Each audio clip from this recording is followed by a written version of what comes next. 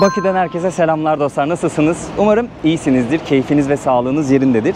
Bir süredir vizesiz seyahat edebileceğimiz ülkeleri geziyorum ya da kolay e-vize alabileceğimiz ülkeleri geziyorum ki yaz aylarında nereye gidebiliriz, ne yapabiliriz, nerelere gezebiliriz, böyle gezi rehberi tadında bir seri oluşturmaya çalışıyorum. Şu an bu serinin en özel ülkelerinden bir tanesindeyim. Azerbaycan'a geldim, Bakü şehrindeyim. Bu videoda hep birlikte Bakü'yü gezeceğiz. Ben en son 1,5 sene önce buraya gelmiştim. Hatta böyle 20 videoluk bir seri oluşturmuştum Azerbaycan'dan. Şimdi yaz ayındayız, 2025 yılındayız. Bakalım Bakü şehrinde neler yapabiliriz, nereyi gezebiliriz, ne yiyebiliriz, ne içebiliriz? Bunu sizlere göstermek istiyorum. Bakü'yü gezmeden önce bir kahvaltı yapalım istiyorum. Geleneksel bir kahvaltı yapacağız çünkü gece geldim, karnım çok aç.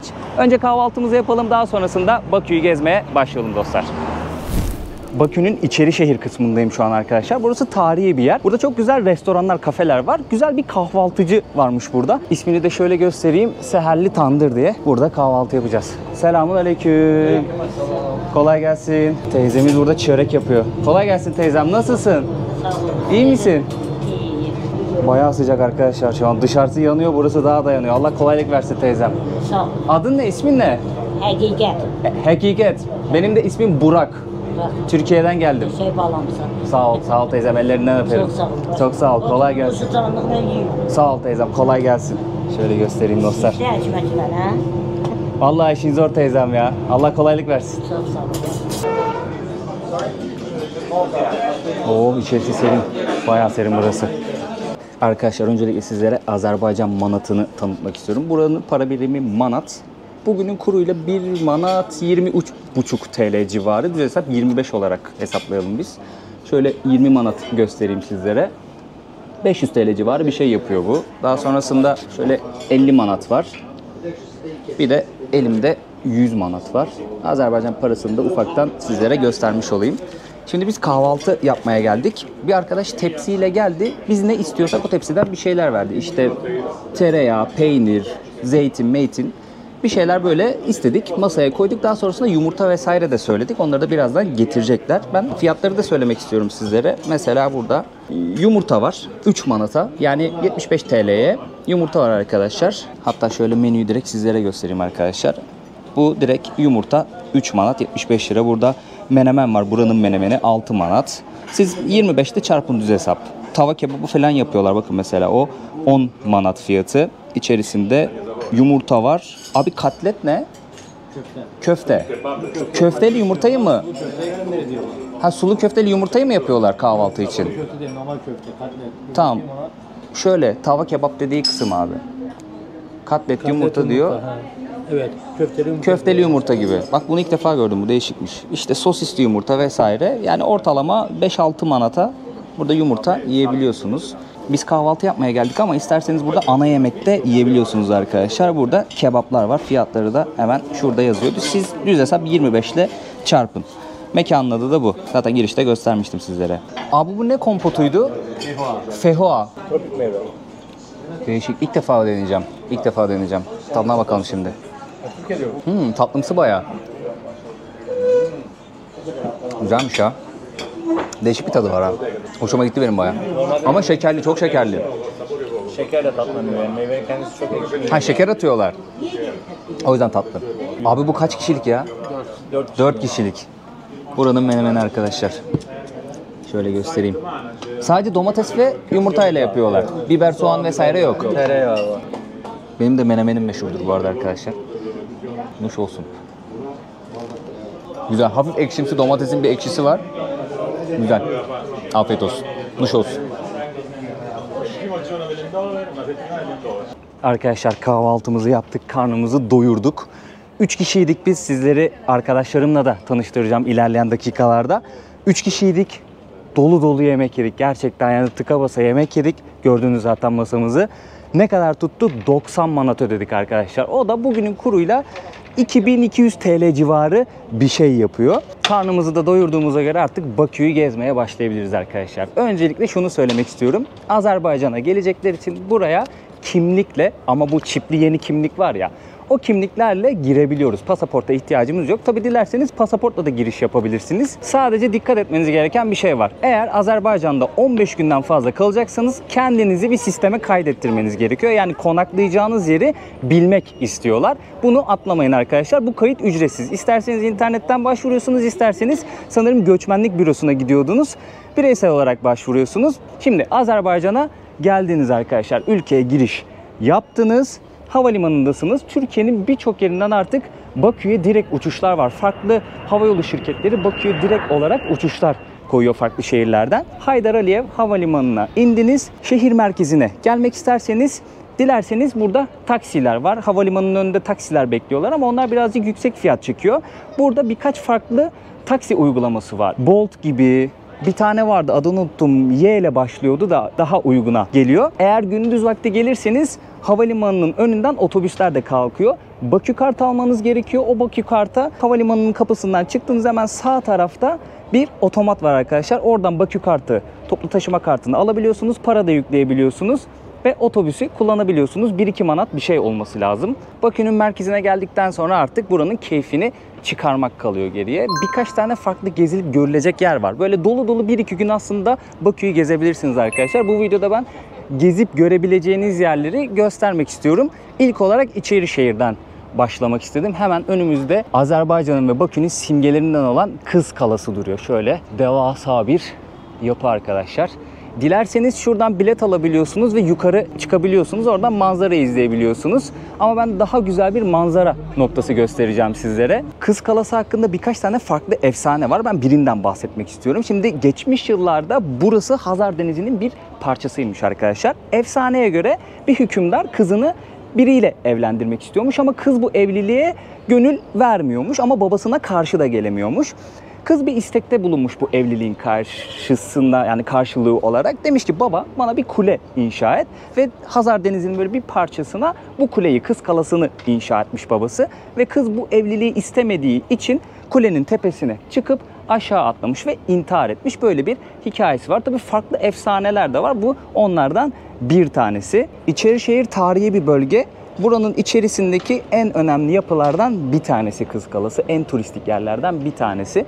Bunun dışında İçerişehir'in ara sokaklarında dolaşabilirsiniz. Çok hoş bir yer burası. Yani ara sokaklarında yürümek, kaybolmak, yapıları incelemek güzel oluyor, keyifli oluyor. Ben seviyorum burada gezmeyi, dolaşmayı. Türkiye'den geldim abi ben. Tamam, Türkiye'den geldim, bir sohbet eyleyeyim istedim abi. Nasılsınız, iyi misiniz? İyi misin? Sağ olun, sizler nasılsınız, iyi misiniz? Şükür yaxşı. Abi gel sen de ya, gel sen de görsünler seni de. İsimleriniz nedir abi? Hoş geldin. Hoş bulduk, sağ ol abi. Orhan, bu da Eşkin. Orhan Eşkin. Kardeşim senin adın ne? Memnun oldum. Benim ismim de Burak. Çok memnun oldum abi. Ben blogger'ım abi. En son 1,5 sene önce geldim ben Azerbaycan'a. Bayağı bir gezdim. Şimdi bir tekrardan geleyim istedim. Özledim buraları. Beğendin? Ben çok hoşum gelir abi Azerbaycan. Birçok yerini gezdim. Çok severim. Özellikle Bakü'yü, Şeki'yi, birçok rayonları. Qəbələni. Evet. Ve köyleri çok, kentleri çok seviyorum abi. Çok hoş oluyor. Türkiye neresi? Ben İzmir'denim. İzmir. Vardınız mı Türkiye'ye? Yo inşallah bu yay inşallah. Allah kısmet eləsə gedərik. İnşallah, inşallah. İnşallah. Nasıl abi işler? Turist var mı? Turist yox. Turist çox zəifçilikdir. Turist gəlmir. Yollar bağlıdır. Görə inşallah yaxşı olar. İnşallah abi, inşallah. Çox zəifçilikdir. Türkiye'den gelen eden var mı? Türkiyədən çoxdur gələn. Türklər çoxdur gələn, amma başqa ölkələrdən, ərəb ölkələrindən zaten gələn turistlərimiz daha yoxdur. Genelde Arabistan'dan, Hindistan'dan, Rusya'dan filan geliyorlar. Pakistan yox, Rusiyadan da ölkə gəlmir. Hindistan da, Pakistan da, onlar da daha az gəlir. Şu an çox gəlir. Türkiye'den gelenler var o Şu zaman. an Türkiyədən də az çox. Türkiyədən çoxdur gələnlər. Sen kaç senedir işliyorsun abi burada? Ben hadisə 3 sene oldu da. 3 sene oldu. 3 sene oldu, 3 sene oldu. Sen özün nereli? Bakülü mü yoksa rayondan Yok, mı? Köydü. Neresinden? Oğuz rayonu. Oğuz rayonundan. Sanırım Qəbələ rayonunun böyle. gittim. Qəbələ- Vardım oraya, evet. Gezdim oraları da. Onun yanında rayon var, Oğuz. Biliyorum Oğuz'u, biliyorum. Biliyor musun? Hatırıma geldi. Bu sizin geleneksel kara kalpaktı değil mi abi? Bəli, papaqlarımız Papak. Papaqlar da kara kuzu dərisindən, bunların Kuzu derisinden. kuzu dərisindən. Ben bunu rayonlarda şeyde gördüm. Yaşlı amcalar, dedeler takıyordu. Aksakallı mı diyordunuz siz onlara? saqqallar bəli. Böyle şeyde çay içiyorlardı, sohbet ediyorduk onlarla, hatırlıyorum. Bunlar kuzu dərisindən olan papaqlardır. Bunlar Bu Sovyet döneminden. bu Sovet dönəmindən Onun şeyi. qalmadı, Rus papaqlar deyirlər bizdə. Hı hı. Rus papaqlarıdır. Bunların da hər bir rəngi var. İstəsən bu nişan çıxır, nişan çıxır. Bu neyden Papaqlar yapılma? açılır. Bu parça materialdan yapılmadır. Bir də var bizim bax beləsi milli papaqlarımız var. Bunlar parça materialdan yapılmadır. Parça. Bunların da cürbəcür rəngləri var, hər bir razmeri var. Hündürlüyü 10 santidir. Başda görünüşdə və bu cür görünüşləri var. Bu şekilde. Bunları toyda mı kullanırsınız siz? Düğünlerde mi? Bunları adətən indi bayramlarda, bayram tədbirlərində kullanılır. Hı hı. Yarası sonra bizim bu en güzel papaq çeşidlərindən biri bu. Ha şu Dağıstanlılar mı kullanıyordu abi şunları da? Ha, var da sonda. Bu da kuzu dərisindən olan papaqlardır. Hı hı. Bunların da görünüşlə bu cür görünüşü var, amma qulaqları açılmıyor. Ha bu açılmıyor. Kulakları açılmır. Ha. Görünüş olarak bu rengi var. Bu küçük biraz. Ha bu küçükmüş, evet. Ha, bu da böyle, bu da bu rengi de var. Ha, bu İki renkten. kuzu derisinden yapılma bunlar. Kuzu derisinden yapılmadı. Kıymeti nedir abi bunların? Kıymetleri bunların farklıdır. Bunlar çıkıp 150 manata çıkan. 150 manata. 100 manata çıkanı var. 20 manata çıkanı var. Her parça materialdan olanlar, bu değerli materialdan olanlar bahadır. Bir de var bizde bax beləsi. Bu da təmiz qoyun dərisindəndir. Hı hı. Bu kuzu dərisindəndir, bu qoyun dərisindəndir. Əsl. Bunlar da Dağıstanlılar zat qoyur. Bu şeyde görüyorum ben. Bu dövüş şeyleri var ya, onda takıyorlar. Bu dans var bir de, lezginka mı diyorlar? Lezginka, bax bunlardır. Bu dəri materialdan da əsl. Bunlar da parça materialdan. Ha bu da parça, tamam. O yüzden bu biraz daha ucuz, uygun fiyatlı. Bunlar da başta görünüşlə bu cür. Bunlar hamısı özümüzün el yapımıdır. Özünüzün el yapımı hepsi. Bəli, hepsi özümüzün el yapımlarıdır. Eğer fotoğraf çekilmek isterseniz arkadaşlar 1 manata bunları takıp fotoğraf çekilebiliyorsunuz. Dilerseniz de içeride bir sürü hediyelik eşyalar var. Bakabilirsiniz. Bakabilirsin, çağırda. Işık patlıyor ya abi, o yüzden oraya çok girmek istemedim. Şöyle dükkanın önünü de göstereyim. Gelen olursa seni bulsun abi. İnşallah bu bedəsi Azərbaycan magnetləri. Ha, burada da magnetler var. Ne kadar abi magnetler? Magnetlər 2 manat. 2 manat. 2 manat. Metal magnetlərimiz var. Bunlar da 3 manat. Halı var mı abi? Halı satıyor musunuz? Kilim, halı. Halı var. Halı burada azdı çeşitler. Bu dükkanda bak. Karşıda dükkanda. bu tür çeşitler Bunlar var. el dokuması mıdır yoksa makine midir? El toxuması da var, makina da var. Bak divardan aslanlar o sarı var. O el yapımıdır. Hı hı. Bu bizim maşınla toxunma. Onun ayrımını nasıl yapıyorsunuz abi? Bunu el vuranda bilmək. El olur. vuranda biliyorsun. El vuranda bilmək olur. El yapımı, el vuranda bilmək olur. Bak bu özü halı. Beləsi də var. Bunlar da el yapımıdır. Bu böyüdür, bu da küçüğüdür. Bak eli vurursan görsən Evet. el yapımı. Belli oluyor. Bunların maşınkayla tikişli olanları da olur. Bunlar ama el yapımları. İçeri şehrin tarihi sokaklarında gezerken bana en çok sorulan sorulardan birine yanıt vermek istiyorum arkadaşlar. Ben bir ülkeye gittiğimde internet problemini nasıl hallediyorum? Bir süredir Esim.io sayesinde internete hızlı ve sorunsuz bir şekilde ulaşıyorum arkadaşlar. Bildiğimiz üzere Esim.io ile 180'den fazla ülkede internete bağlanabiliyoruz. İstersek bir paket satın alıyoruz, o paketi kullanıyoruz. İstersek bakiye yükleyip kullandığımız internet kadar ücret ödüyoruz. Diyelim ki bakiyemiz arttı. Bir sonraki seyahatimizde hangi ülkeye gidersek gidelim kalan bakiyemizi kullanabiliyoruz. Bir de OneSIM özelliği var. OneSIM özelliği sayesinde sadece bir kere kurulum yapmamız yeterli. Biz bir ülkeye seyahat ettiğimizde uçak modunu kaldırıp internetimizi açtığımızda Esim.io bizi otomatik olarak en iyi operatöre bağlıyor. Burak 2 kodunu kullanarak $2 bir hediyeye sahip olacağınızı da unutmayın arkadaşlar. Ben tüm detayları açıklamaya bıraktım. Esim.io ile çok rahat bir şekilde seyahatlerinizde internete ulaşabilirsiniz. Şimdi Bakü'nün en kalabalık caddelerinden ve mimarisini en çok beğendiğim caddelerinden birine gidiyoruz arkadaşlar.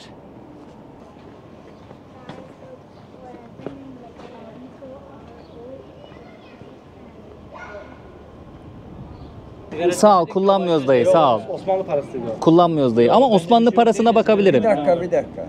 Osman da var, Afgan da var. Osmanlı parası var. Bu Afganistan'dır, Mongolistan'dır. Moğolistan, Afganistan, Azerbaycan eski parası mı bu? Sasani. Sasani parası. İran. He. Qədim əsridir. Bu Ərəb parası 8-ci əsr. 8. asırdan bu. Əbbasi. Sen bu paraları nereden buldun dayı? Bunları alırıq, həm də ki, bunları kolleksiyadan gətirirlər, satırıq. Amerika dolları. Şurada Amerikan doları. Əskidir. Kaç yıl yazıyor mu üstünde? Var. Yazmıyor. Var. Belki arka tarafında yazıyordur. Var. Yarım dolar diyor. Bunlar 5 şöfidir Rusiyanın. Türkiye parası var mıdır? Osman var. Hər şey var. Çexoslovakiyadır. Azərbaycandır bunlar üçü də. Ha şu 50 gep 5 gepik, 50 gepik. Bunlar təzədir. Ha taze, ha yeni paralar bu, yeni gepikler. Bir dəqiqə Osman parasını sizə göstərdim. Rusiyadır. Osmanlıdır. Osmanlı. Alman. Bu Osmanlı parası. Osmanlı parası. Buna bakabilir miyim abi? Əlbəttə. Sən nasıl öz parana baxa bilmirsən? Osmanlı 160 ilin. Şöyle Osmanlı parası göstereyim arkadaşlar. Bu da Azərbaycan. Ne yazıyor? 1320 170 il. okuyamadım ya. 160 il. Osmanlı, natural. Osmanlı parası. Təmizdir. Adın ne dayı senin? Namik dağlı. Namik. Benim adım da Burak. Çok memnun Burak. oldum. Sen burada halıları da mı satıyorsun? Yox, hallara dükan var. Ha, dükkan satıyor. Bax, bir dənə sənə göstərim, bunları da çək. Bax, bunlar- Çekeyim. Bunlar daş dövrünün paraları. Taş devrinden, abi, Sovyet devrinden kalma, Bunlar- taş devrinden kalma. Bunlar dünya İtalyadan başlayıblar, Afganistandan başlayıb. Hı hı. Onların paralarıdır. Bunlar 3 dənə qəbilə olublar. Mitridat, Artaban, Orodes. Ha. Bax, bunlar o qəbilədən qalan naturaldır. Bunları kazılarda o zaman buldular. Ay, sən. Güzelmiş ama işlemesi falan ya. 15-ci əsrdir bu. Bu 15. asır. 15-ci əsr. Bax, bunlar eramızdan əvvəl, daş dövrü. İran'dan gelmemi. İranın bir dənə Ha, parası. İran'ın o arkadaki, tamam. Bayağı güzel korunmuş ama şeyleri ya, figürler. Afganistan- Silinmemiş yani. Afganistan, bir də İtaliya. O vaxtı dünya Romadan başlayıb. Bu orada bırakılan paralar, orada çıxan paralardır. Daş dövrü paralar. Ha. Onlar ama güzelmiş dayı ya. Güzel. Onlar çok hoşuma geldi. Bax, bu Azərbaycan görsən bozqurtlar. Şu bozkurt mu? Ha, bu canavar şəkilləri var burada. Bax, bu. Selamünaleyküm abi, nasılsın? Ya iyiyim. Siz nasılsın kardeşim? İyi valla, meyve mi satıyorsun abi? Meyve de abi. O çileğim var, dutum var. Dutum var. Oo. Kilasım var. Aa dur, evet güzel kokuyor bu arada. Bayağı güzel kokuyor ya. Oo, çok güzel kokuyor. Sizin reçeliniz çok... Reçele ne denir? Mürebbe. Çok çilek mürebbesi çok güzel oluyor. Çok güzel oluyor. Çayın yanında güzel oluyor.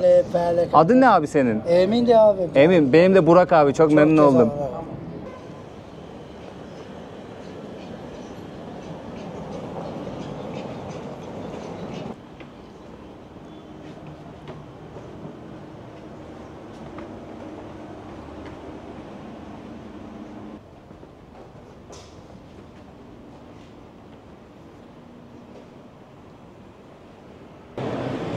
Arkadaşlar şimdi Targovi'ye geldik. Buranın mimarisi benim çok hoşuma gidiyor. Şöyle bir yandan sizlere evleri göstermek istiyorum. Azerbaycan bir petrol ülkesi arkadaşlar. 1900'lü yılların başında petrol milyonerleri bu evleri yaptırmış bildiğim kadarıyla. Benim çok hoşuma gidiyor buranın mimarisi. Farklı bir görüntüsü var. Bayağı da kalabalık oluyor. Targovi diyorlar, Targov diyorlar, Nizami Küçesi diyorlar. Farklı farklı isimlerle çağırıyorlar. Targovi de zaten Rusça. Ticaret demek, yanlış bilmiyorsam. Akşam olmaya başlayınca bayağı bir kalabalıklaşıyor burası. Turistlerin de, Bakülilerin de burada gelip dolaştığını görebiliyoruz arkadaşlar. Bayağı bir kalabalık şu anda. Kalabalık gitgide artıyor.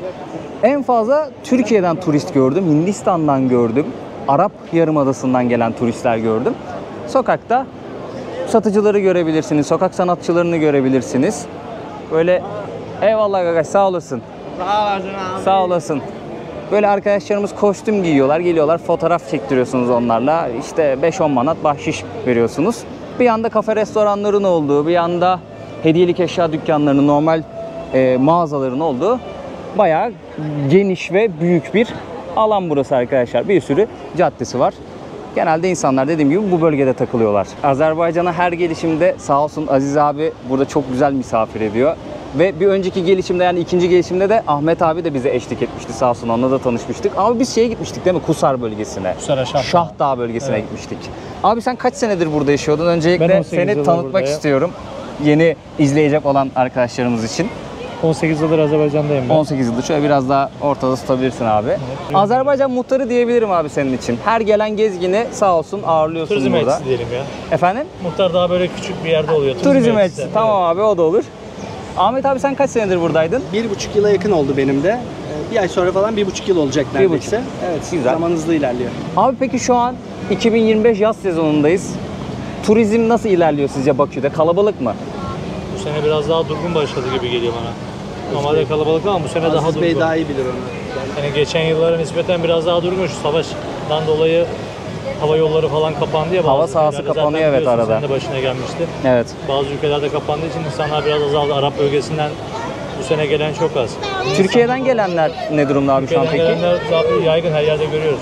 Bayağı şey var, Türk turist var şu anda. Peki Gördüğümüz. burada rahat gezebiliyorlar mı Türkiye'den gelen turistler? Nasıl ki. karşılanıyorlar? Burayı beğeniyorlar mı? Sen konuşmuşsundur muhakkak. Yani tabii yani zaten burası dil olarak sıkıntı yaşamıyor. Yani Türkçe ile aynı. Yani yemek kültürü olarak hemen hemen aynı. Yani bir farklılık yok bizde. Yani sanki Türkiye'nin farklı bir şehrine gelmiş gibi. Yani gelen de beğeniyor. Hem zaten düzen olarak, temizlik olarak, güvenlik olarak Azerbaycan beğenilmeyecek bir ülke değil. Peki pahalılık açısından ne söyleyebilirsin abi? Ya benim gördüğüm kadarıyla Türkiye'den çok daha ucuz. Yani Türkiye'den ucuz. yemekler, evet. Her anlamda yani Türkiye'den gelen turistlerde de gördüğüm kadarıyla zaten ucuz diyor. Yani bize pahalı gelen yerler onlara ucuz geliyor. Demek yani Türkiye'de artık bir şey var. Aşırı bir artış var herhalde şeylerde. Restoranlarda falan. Sizin ucuz dediğiniz şeyler bize pahalı geliyor. Bir restorana gittik 1000 liraya tavuk şiş yazıyordu. Yani onu görünce üzdü. Burada 1000 liraya ne 10 yapabilirsin 13 abi? manata yersin. 1000 lira kaç manat yapıyor burada? 1000 lira 40 manat falan yapıyor. 40 manata ne 5 yiyebiliriz? manat. 5 manata steak de yiyebilirsin burada. En böyle lüks restoranda. Ya normal Azerbaycan restoranına gidersen 4 porsiyon kebap yiyebilirsin. Rahatlıkla. Ama burada garnitür vermiyorlar. Sadece et olarak veriyorlar. Yani bir lüle 10 manat civarı, antrikot 11-12 manat, 4 porsiyon yemek söyleyebilirsin veya bir kişi tam böyle her şeyle tatlısı, yemeği, salatası, içeceği 40 manata kalkabilir. Yani buradaki güzel iyi bir restoranda alkol yoksa her şeyi yapabilir. Yani 40 manata rahat bir şekilde yiyebilir. Abi peki sen 1,5 senedir buradasın. Türkiye ile Azerbaycan böyle farkları, olumlu, olumsuz yönleri. Vallahi ilk konuştuğumuz zaman ben 1-2 aylık falan buradaydım. Evet, yeni o gelmişsin zaman, sen. Tabii 1-2 ayda böyle gözlemliyorsunuz. Gözlemlediğim zaman da şunu söylemiştim. Burası bir kere etrafa baktığınız zaman çok temiz. Türkiye'ye göre hep dedim daha güvenli, öyle gözüküyor. Ben o zaman 1-2 aylıkken buradaydım. İşte insanların kornaya basmaması, yayalara yol vermesi gibi şeyler tabii Türkiye'den farklılıklar olarak gözüme çarpmıştı. Ama 1,5 yılda daha ben burada böyle bir kavga görmedim. Hiç kavga görmedim. Birbirine bağıran insan görmedim. Dolayısıyla en temel farklılıklar onlar. Ben Aziz Bey'den görece daha fazla İstanbul'a gidiyorum. 3 ayda bir falan gidiyorum. Tabii fiyat olarak, yaşam olarak burası daha rahat gibi gözüküyor. Özellikle yeme içme konusunda. Diğer konularda çok bir fark var mı emin değilim ama yeme içme konusunda büyük fark var. Burası çok daha iyi o konuda. Onun dışında ne söyleyebilirim? Ev kiraları vesaire. İşte araba. Bu yani akaryakıt. Onların hepsi burada çok daha rahat. Büyük kolaylık. Bildiğim kadarıyla burada zaten insanların genelde evi var. Ev kiralamıyorlar. Çok az bir kesim ev kirada yaşıyor. Mesela ben ilk geldiğim dönemlerde şey vardı hatta o zaman bütün Bakü genelinde böyle toplasan 100 tane kiralık yabancı oluyordu ama şimdi daha yaygın, daha fazla. O zaman insanlar ev alıyordu. Yeni konutlar da yapılıyor gördüğüm kadarıyla. Yeni konutlar da bayağı. yapılıyor. Yani herkesin evi var. Kirada yaşayan daha az. Yani burada aile öncelikle şey yapıyor. Hatta şey mantığı da var. Hani evi aldıktan sonra evleniyor. Hani evsiz olmuyor. Yani kiraya kimse etrafımızda yok yani. Bir şekilde ya anne baba bir yerde yaşadığı yerde bir tane daha ev yapıyorlar. Küçük bahçeli evleri varsa bir tane daha ev yapıyorlar. Orada yaşıyorlar. Genelde herkesin evi var. Targovi Caddesi'nden sahile doğru yürürken sağlı sollu kafelerin olduğu bir sokağa göreceksiniz arkadaşlar. Genelde gençler burada takılıyorlar.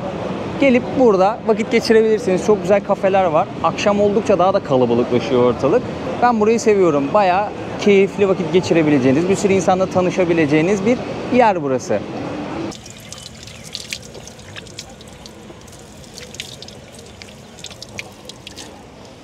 Bakü'nün bazı noktalarında böyle hayratlar var arkadaşlar. Temiz su içebiliyorsunuz. Elinizi yüzünüzü yıkayıp serinleyebiliyorsunuz. Şimdi sahil kısmına geldim. Hemen Targovi şu tarafta kaldı. Burası gayet geniş ve güzel bir alan. Sadece yayalara özel burası. Araç girmiyor, skuter girmiyor vesaire. Rahatlıkla burada yürüyebiliyorsunuz. Etrafınız gördüğünüz üzere yemyeşil. Şöyle göstereyim, her yer ağaçlandırılmış. Rekreasyonu gayet güzel yapılmış. Buradan Hazar Denizi'nde izleyebiliyorsunuz. Şimdi aşağı kısmı göstereceğim sizlere. Genelde orada oturuyor insanlar. İşte içeceklerini alıyorlar, atıştırmalıklarını alıyorlar. Manzarayı izliyorlar. Dilerseniz bu kısma da geçebiliyorsunuz. Böyle bazı boşluklar oluyor. Geçip burada oturabiliyorsunuz, yürüyüş yapabiliyorsunuz. Şöyle karşı tarafı da göstereyim sizlere. Gökdelenler, değişik mimarideki yüksek binalar farklı bir hava katıyor Bakü'ye. Hemen karşı tarafta alev kuleleri var arkadaşlar. 3 tane benzer mimarideki gökdelen. Bakü'nün simgesi diyebilirim akşam olunca. Oraya böyle ışıklandırma, belli animasyonlar yansıtıyorlar. Renkler, bayraklar vesaireler yansıtıyorlar. Çok güzel bir görüntü oluyor akşam. Adın ne? Nihat. Nihat. Sen beni izliyorsun galiba. Biz şimdi tanıştık. Çok memnun oldum Burak ben de. Ben de. Nasılsın, iyi misin? İyiyim. Buralısın, Bakülüsün. Evet. Yoksa rayondan mı geldin? Yevlak'tan geldim. Yevlat'tan geldin. Ha, Evet. gel şöyle yürüyelim. Ben hiç gitmedim Yevlak'a. Güzel yer. Güzel yer mi? Biraz sıcak. Sıcak şu an. Bakü de Evet. sıcak. Issı bayağı bura. Evet. Nasıl, sevdin mi Bakü'yü? Evet. En çok nereyi sevdin? Her bir tarafı güzel. Her bir tarafı güzel. Evet. Tanıştın mı burada Türkiye'den gelen turistlerle? Çok gördüm. Çok gördün. Konuştun mu hiç onlarla? Birkaç tane oldu konuştuğum. Sevmişler mi Bakü'yü, Azerbaycan'ı? Sordun Evet. mu hiç? Evet. Sordum. Sen vardın mı Türkiye'ye? Hayır gitmedim. Gitmediniz. Hayır. Gelin sizle beraber konuşalım. İsteriz. Gelin. Yani ben yok. Hayır, siz istemezsiniz. Tamam. Tamam size. Senin yaşın kaç kardeşim? 16. 16. Evet. Sen şimdi liseye gidiyorsun o zaman değil mi? Hayır.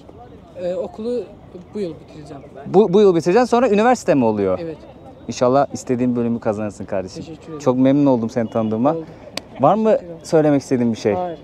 Sağ olasın. Kendine çok iyi bak. Siz de. Sağ olun. Çok sağ olun. Çok sağ olun. Teşekkür ederim. Kendinize iyi bakın.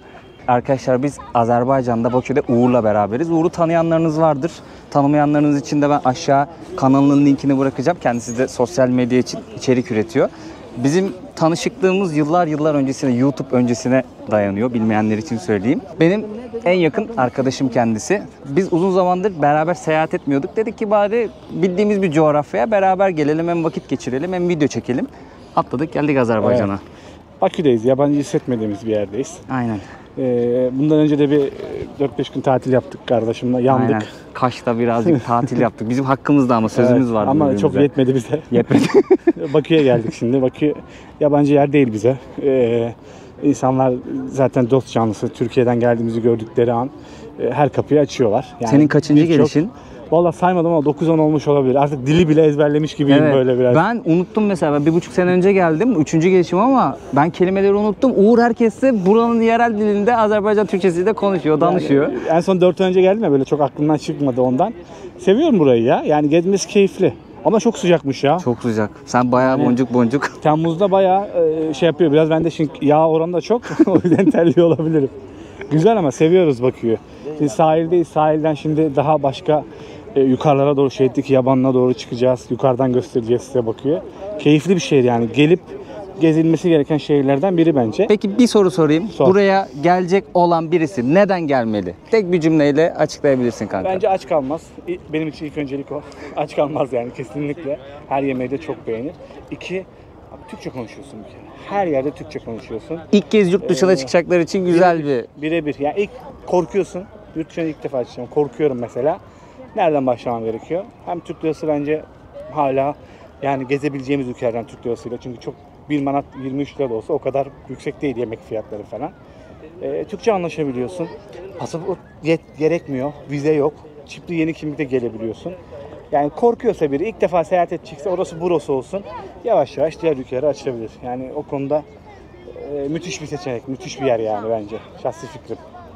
Sahil tarafında Küçük Venedik dedikleri böyle bir yer var arkadaşlar. Böyle botlara binebiliyorsunuz. Arka tarafta bilet alabileceğiniz bir gişe var. Eğer böyle botu paylaşırsanız 5 manat ödüyorsunuz. Eğer kendiniz ayrı bir bota bineyim derseniz orada 12 manat olarak gördüm. Bayağı bir kalabalık da var, talep de var. Böyle restoranlar var burada. Etrafında botla dolaşabiliyorsunuz. Burası o sahildeki parkın olduğu kısım. Buralarda ücretsiz dolaşabiliyorsunuz ama bota ücret ödemek zorundasınız. Şöyle göstereyim sizlere buradan. Arkadaşlar şimdi Şehitler Yabanlığı'na çıkacağız. Şu tarafta merdiven de var. Dilerseniz böyle bir 15 dakika yürümeyi göze alıyorsanız merdivenden de çıkabilirsiniz. Burada finikülerle de yukarı çıkabiliyorsunuz. Fiyatı 1 dolar. Aman 1 manat diye hatırlıyorum. Dolar nereden çıktı? Bu sırayı bekliyoruz, birazcık kalabalık. Finiküler gelsin, sıramız gelsin. Yukarıya çıkalım, manzarayı izleyelim. 4 neferiz abi. Kaç? 4 manat. Şöyle vereyim abi. Arkadaşlar burada abiler yardımcı oluyor. Kişi başı 1 manat. Bunu aldım abi. Şuradan bileti alıyorsunuz. 4'ünü de alıyorum. Tamamdır. Bu kardeşimize vereyim. 4 neferiz. Hemen buradan. Geç kanka. Geç abi. Abi yalnız beni yabancı zannetti, bir darıldım. Şaka yapıyorum. Kolay gelsin. Burak Durgun. Evet. Görüşürüz. Dikkat edin. Kolay gelsin. Buradan finişlere biniyoruz şimdi arkadaşlar. Oradan bileti hızlı bir şekilde halledebilirsiniz. Yukarı doğru çıkıyorum. Oradan daha güzel. Manzara daha güzel. Buradan şimdi Şehitler Yabanlığı'na hızlı bir şekilde çıkacağız. En önde dursak şimdi millet göremeyecek. En önde dursak millet göremeyecek. Doğru. 1, 2, 3. Efsane fotoğraf. Kapı kapanmaz değil mi? Bir tane daha titretim. 1, 2, 3.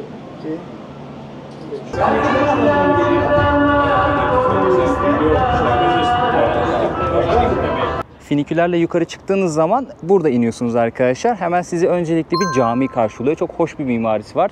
Taş mimariden yapılan güzel bir cami. Hemen onun yanında da Bakü'nün simgesi olan Alev Kuleleri. Burası ateş ülkesi olarak geçiyor arkadaşlar. Azerbaycan ateş ülkesi olarak geçiyor. Oradan esinlenilen bir mimari. Zaten uzaktan baktığınız zaman böyle alev şeklinde. İsmi de oradan geliyor. Mimarisi de oradan geliyor. Hemen Alev Kulelerinin yanında Türk şehitliği var. Hemen burada Türk şehitliği var arkadaşlar. Şurada da görebileceğiniz üzere Bakü Türk şehitliği yazıyor. Türk bayrağı ve Azerbaycan bayrağı var. Burada da şehit olan askerlerin isimleri ve memleketleri yazıyor. Şöyle göstereyim. Babaroğlu Er Mehdi 1298 Azerbaycan, 1334 Bakü civarı diyor. 1918'de Nuri Paşa komutasındaki orduda burada çarpışan ve şehit olan askerlerin anıtı arkadaşlar. Bu harekatta kahraman Mehmetçik Azerbaycan'ın bağımsızlığı uğruna Azeri kardeşleriyle omuz omuza savaşmış ve 1130 şehit vermiştir. Onlar Azerbaycan'ın her yerinde birçok isimsiz mezarda ikinci vatanlarında yatmaktadır yazıyor. Türk şehitliğinin hemen yan tarafında da Azerbaycan şehitliği var arkadaşlar. 1992 yılında yapılan harpte şehit düşenlerin mezarları var burada. Hemen sağ tarafta gördüğünüz üzere Türk şehitliği var. Solumuzda da Azerbaycan şehitliği. Bu yol boyunca uzanıyor Azerbaycan şehitliği. Burayı da ziyaret edebilirsiniz. Gelip dua edebilirsiniz. Göstermiş olayım sizlere. Hemen karşımızda da Alev Kuleleri duruyor. En yüksek olan bina şu an sanırım önümüzde bulunan bina 182 metreydi yanlış hatırlamıyor isem. Dışı komple cam. Temizlemesi falan bayağı zor oluyordur, zahmetli oluyordur. Sol tarafta da Azerbaycan Respublikası'nın Milli Meclisi diyor. Hemen üzerinde de Azerbaycan arması var. Şehitler Hiyabanı olarak geçiyor arkadaşlar burası. Karşı tarafta yazıyor. Şuradan girelim alana. Türk şehitliği hemen aşağıda kaldı arkadaşlar. Burada farklı Azerbaycan şehitlikleri var. Aşağıda 92. Harp'te şehit düşenlerin, 1. Karabağ Savaşı'nda şehit düşenlerin mezarları var. Birkaç kademe yukarı doğru çıkıyorsunuz. Evet. Burada da 90.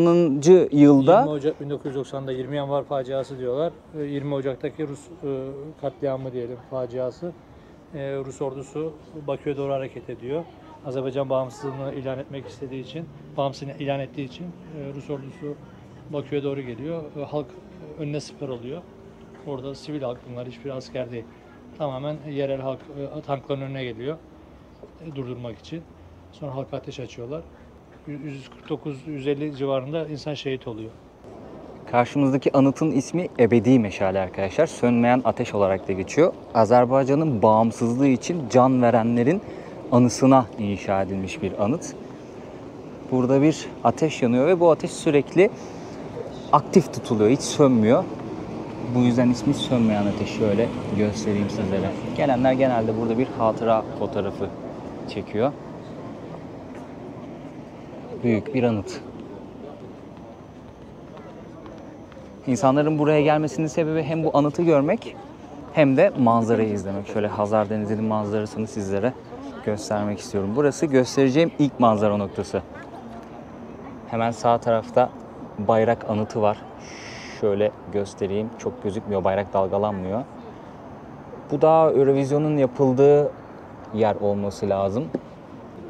Ebedi Ateş'ten aşağı doğru yürüdüğünüz zaman böyle bir alana geliyorsunuz arkadaşlar. Buradan alev kuleleri çok güzel gözüküyor. Gerçekten güzel bir manzara var ve güneş arka taraftan batıyor. Renk değişimini görüyorsunuzdur oradan. Hemen sağ tarafımızda da Bakü manzarası ve Hazar Denizi manzarası. Genelde insanlar bu noktadan manzarayı izliyorlar. Ebedi Ateş'in oradan da manzara izleyenler var. Orası biraz daha sakin oluyor ama bu nokta kalabalık oluyor. Instagram için bir fotoğraf çekecekseniz burayı öneririm. Güzel çıkıyor gerçekten buradan. Yani Bakü'ye birkaç gün böyle vakit ayırıp hem burayı tanıyabilirsiniz, buranın insanlarıyla sohbet edebilirsiniz, yerel lezzetleri tadabilirsiniz. Gerçekten Türk lirasıyla gezebileceğiniz bir ülke. Yani Uğur'un söylediklerine kesinlikle katılıyorum. Bir noktada çok ortak kültürümüz var. Bir noktada çok farklılıkları da görüyorsunuz gezdiğiniz zaman. İlk kez yurt dışına çıkacaksanız ve dil konusunda özellikle çekinceleriniz varsa kesinlikle Bakü'den, Azerbaycan'dan başlayabilirsiniz. Sadece Bakü'de değil bu arada. Benim oynatma listesinden Azerbaycan videolarıma bakın. Rayonlara, yani Azerbaycan'ın farklı bölgelerine, köylerine, kasabalarına, diğer şehirlerine de gidin derim. Çok güzel bir coğrafya. Dediğim gibi Türk lirasıyla da rahatlıkla gezebileceğiniz bir ülke Azerbaycan. İnsanı sıcakkanlı, yemekler gayet lezzetli. Bakü manzarasında bunlardan da bahsetmiş olayım arkadaşlar. Şöyle Hazar Denizi'ne doğru kameramı da çevireyim. Burası bir petrol ülkesi. Belli noktalarda neft, yani petrol çıktığını da göreceksiniz. Dediğim gibi 2-3 gün Bakü için yeterli. Dolu dolu gezersiniz. Türkiye'nin farklı noktalarından direkt uçuşlar var Bakü'ye.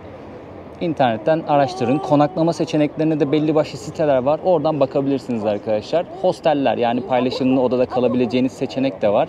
Oteller de var. Merkeze yakın yerler aslında o kadar pahalı değil. Fiyat performans olarak sizi tatmin edebilecek bir ülke Azerbaycan. Sahil kısmı aşağıda kaldı. Şu parmağımla gösterdiğim noktada kaldı.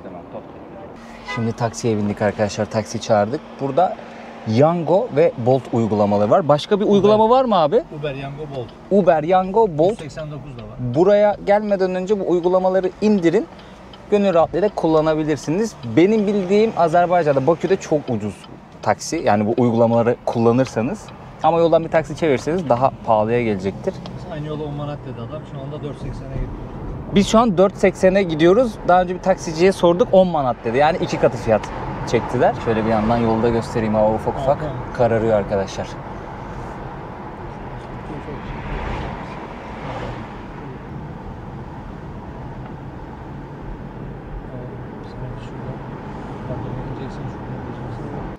Dostlar biz şimdi yemek yemeye geldik. Biz bir restorana gidecektik. Adı neydi bilmiyorum da güzel bir restoranmış orası. Ben daha önce de hiç gitmemiştim. İnşallah fırsat olursa bir sonraki videoda uğramaya çalışacağım. Evet, oraya hiç gitmemiştim. Orası bayağı güzel bir restoranmış.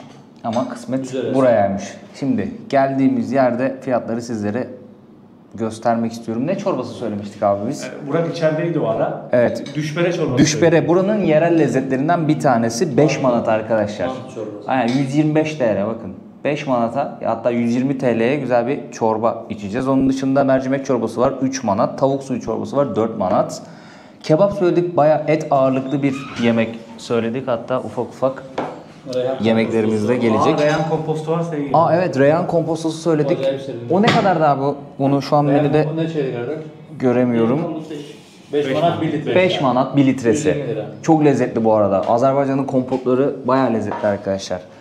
Şimdi biz burada kuyruk kebabı mı söyledik abi? Ne söyledik? Abi lüle söyledik. Lüle söyledik. Adana gibi düşünelim. Aynen. Lüle bizim Adana kebap gibi. Ne kadarmış mesela lüle? 7 manat. 165 TL. Kuyruk kebabı var abi burada. 7 manat o da 165 TL. Kuzu bastırma var. 9 manat. Ne Antrikot kadar yapıyor? söyledik bir tane. 212 TL yapıyor. Antrikot 9 manat abi. 212 TL yapıyor. Tavuk kebabı var. 5 manat. O da 120 TL civarı yapıyor. Başka abi ne söyledik? Salata söyledin sen buraya. 2 tane değişik salata. Uygun Bunlar 2 hepsi tane. gösterelim. Aynen O salataları salataların gösterelim. kıymeti Necedir onlar? Şurada mı yazıyor salatalar? İkisi de 8 manat. 8'er manat. Gelince gösteririz. Tamam, ben ilk defa yiyeceğim o salataları. Başka abi ne gösterebiliriz? Kaymaklı çolpa. Bu nasıl bir yemek abi çolpa? Kaymaklı Kremalı çolpa. tavuk. Kremalı tavuk. Böyle tavuğun biraz pişiğine diyorlar. 16 Köy manat. tavuklar diyorlar daha doğrusu. 378 lira bu. Tabaka var abi. Tabaka nedir? Tabaka tavuğu böyle eziyorlar. Sanki böyle vurulmuş gibi böyle presleniyor tavuk. Kuruyormuş biraz öyle. Kuru tavuk. Biraz daha böyle şey oluyor böyle meze gibi oluyor böyle. Anladım. Ortaya söylüyorlar o zaman. Biraz daha böyle şey söyledim zaten. 15 manatmış o da. 350 TL. Başka böyle gözüme çarpan yok. Ben Yani söyleyeyim, fiyatlar bu anladığım, şekilde. 3 kişi bir yere gelsek böyle bir yere. 15 manat ne kadar TL? 350 TL yapıyor. Aşağı yukarı 350 düz hesap söylüyorum. 70-75 manata doyup kalkacağız. 3 kişi ama. 3 kişi. 3 kişi Maksimum. 75 manat. Bakın 3 kişi. Biz bu arada sabah kahvaltısında da çok güzel bir yerde, popüler bilinen bir yerde yedik diye 90 manat ödedin abi. Sen kesen dolu olsun bu arada. Çok sağ olasın. Onun dışında gidersin mesela piraşki yersin, yanına çay içersin, ne bileyim sadece böyle biraz daha içeri şehirde değil de içeri şehrin dışarısında yani turistik olmayan bir yerde bir kahvaltı yapsan mesela 5-6 manata çok rahat kahvaltı yaparsın gibi burada. Yani kahvaltı kültürü aslında çok yok. Orada genelde Azerbaycan'da kahvaltı kültürü o tip yerlerde var. Diğer türlü restoranlarda genelde börek, poğaça veya böyle piraşki tarzı. Piraşki tarzı. Piraşki de gepik ya 50 gepik falan yani. 2 tane 1 manat yapıyor 25 lira işte. 40 yapıyor, 30 yapıyor bile bulursun. Bir de dediğimiz gibi o şey var ya, seninle gittiğimiz restoran vardı mesela. Evet orası çok güzeldi. Mesela 5 manata güzel böyle bir doyumlu şey yiyebiliyorsun. Yani 150 Yemek TL'ye yiyebiliyorsun. karnını çok rahat doyurabiliyorsun burada ve güzel bir yemek yiyorsun. 5-6 manat. 4 manat, 150 5 manat, liraya, 6 aynen. güzel Bizde o güzel bir etli yemek yiyebiliyorsun. Doyarsın. bizde o paraya şey var, dürüm yiyorsun yani. Dürüm 150 TL bizde alelade bir Tavuk yerde dürüm. kaldı yemin ediyorum. Aynen yarım ekmek Alelade döner, bir yerde dürüm. kaldı yani. Zar zor Burası yani. herhalde yani öyle lüks bir yer değil zaten. Yok, bura öyle. Güzel var ya. Ha. Yok, burası değil o. Salahki. Değil yani evet. Yok, şeydeki. Azerbaycan'a ne güzel ama biliyor musun ben? Şimdi burada ben bunu 13 manat yedim ya. En pahalı yerde de 20 En yersin. pahalı yer 20 maksimum bak. Evet. 17'ye yersin yani. 3-4 manat fazla koyuyor. Ya da hadi 20, hadi 5-6 koysun yani. Yani Burada iki katıdır en fazla. Uçurum yok. Evet. Yani öyle uçurum bir fark Yani oluşmuyor burada. En lüks yere gidip korkmazsın acaba ne kadar hesap gelecek diye. Yani Evet. ortası şimdi Lille burada 10 manatsa en pahalı yerde de 18 manat, 20 manat falan yani. 25 en değil fazla de. çarpı 2 yani. Evet, çarpı 2. Burada öyle bir güzellik var gerçekten. Arkadaşlar şimdi yöresel salatalar geldi. Bu hırt hırt patlıcan diyorlar. Yani kızartılmış patlıcan salatası, çıtır patlıcan salatası. Üzerinde susam ve yeşil soğan var. Bir de bir sos var ama o nar ekşisi falan mı döktüler acaba? Nar ekşisi değil de nar şarabı. Nar şarabı. Yani tatlı nar. Narın Nar- bir çeşidi var, bir ekşisi var. Bir de Aha. ekşi oluyor. Bir de biraz daha böyle şey balığın üzerine falan bunu da döküyorlar, onu da döküyorlar. Biraz daha tatlımsı. Tatlı. Anladım. Tatlı gibi. Bu da yine vişne soslu domates. Evet. Buranın yerel İçinde lezzetlerinden. de soğan var böyle. Soğan var Bol bir de soğan. şöyle göstereyim sizlere. O kamerayı Bir de yanıltmış. soğan var. Üzerinde bir de susam var, soğan da var. İkisi yerel lezzetlerden, yerel salatalardan ben ilk defa deneyeceğim. Buna bazı yerlerde apşaron salatası. Bayağı iyiymiş bu ya. Bu var ya benim Oo, favorilerimden patlıcan biri. müthişmiş Burada ha. nasıl bilmiyorum tabii. Oo, bayağı bir tadına baksana. Bunu en iyi Müthiş. Şirvanşah'ta yedim Aziz. Oo, kişniş var bunda. Şu yeşil. Bunda kişniş var. Kişniş sevmiyorsanız maydanoza çok benziyor. Buraya geldiğinizde mutlaka söyleyin. İçinden çıkartmaya çalışsınlar eğer sonradan ekledilerse ya da ekleyeceklerse. Çok keskin bir tadı var. Güzel bir tat vermiş o vişne sosu. Ama patlıcan efsane. Arkadaşlar çorbamız geldi şimdi. Bu çorbanın ismi düşbere. Şöyle mantı çorbası. İçerisinde nane var ve bol yağ var. Bence lezzetli bir çorba. Hoşuma gitti. İlk defa içiyorum bu çorbayı. Sadece tek bir eleştirim var. Bayağı bol yağ koymuşlar. Yani bir tık daha az yağ koysalar çok daha lezzetli olur. Bayağı yüzeyini kaplamış yani yağ. Arkadaşlar etlerimiz geldi. Şöyle antrikotlarımız, ortasında soğan var. Lülelerimiz var. Kebaplarımız. Şöyle ben kebabın ucundan bir tane alıp tadına bakacağım hızlıdan. Çok güzel kokuyor ha. Sulu sulu. Çok lezzetli. Bu bayağı lezzetliymiş ya. Ondan da söyleyeyim. Sulu sulu. Bayağı hoşuma gitti. Bu da çok iyi. Antrikot da iyi. Arkadaşlar biz Aziz abinin evinde kalıyoruz. Şimdi oraya geldik. Bu çardakta ışık vardı da karanlıkta videoyu bitirmek istemedim. Bayağı bir yemek yedik. Yani salatasıydı, ekmeğiydi, çorbasıydı, kompotuydu, etler geldi, kuzu eti, dana eti, ondan sonra tavuk eti. Ya tıka basa yemek yedik. 3 kişi. Masada kompot arttı. Ben onu asla bırakmam. Acayip lezzetli yapıyorlar çünkü reyhan kompotu. Onu hemen yanıma aldım. tıka basa 3 kişi yemek yedik. 110 manat hesap ödedik. O da ne kadar yapıyor? 2500-2600 TL civarı bir şey yapıyor arkadaşlar. Yani dünyanın etini yedik. Böyle bir para ödedik. Fiyatları da zaten sizlere söyledim. Artık pahalı mı, ucuz mu, fiyatlar nasıl, bunun kıyasını yorumlarda yapabilirsiniz. Fikirlerinizi yazabilirsiniz. Diyeyim ve videoyu da burada bitireyim. Bakü'yü gezdik. Keyifli bir geziydi, güzel bir geziydi. Sohbet etmeye çalıştım. Gördüğüm herkesle onların da düşüncelerini öğrenmeye çalıştım. Sorularımı sordum. Umarım sizler de keyif almışsınızdır. Fiyatlardan da bahsettim. Gezilecek yerlerden de bahsettim. Sizin düşüncelerinizi çok merak ediyorum. Bakü ile ilgili ve Azerbaycan'la ilgili. Onları da yorumlara yazarsanız çok sevinirim. Şu an saat 10'u 10 geçiyor. Biz sabah 11.30'da dışarı çıktık. Neredeyse 12 saattir video çekiyoruz. Artık yorulduk gerçekten. Yorulduk. Dinlenmek gerekiyor bu saatten sonra. Ve duş alır, birazcık dinlenir. Hemen video editine başlamamız gerekiyor. Videoları yetiştirmek için. Bu kadar emek harcıyoruz. Bunun karşılığında videoları beğenirseniz, kanalımıza abone olursanız, benim de Uğur'un da çok sevinirim. Birer de yorum atarsanız, Uğur'un kanalına da benden selam gönderirseniz yorumlarda çok sevinirim. Kendinize çok iyi bakın. Bir sonraki video yine Azerbaycan'dan olacak ama nasıl bir içerik olacak onu söylemeyeyim. Sürpriz olsun. Takipte kalın. Adios amigos diyorum. Bay bay.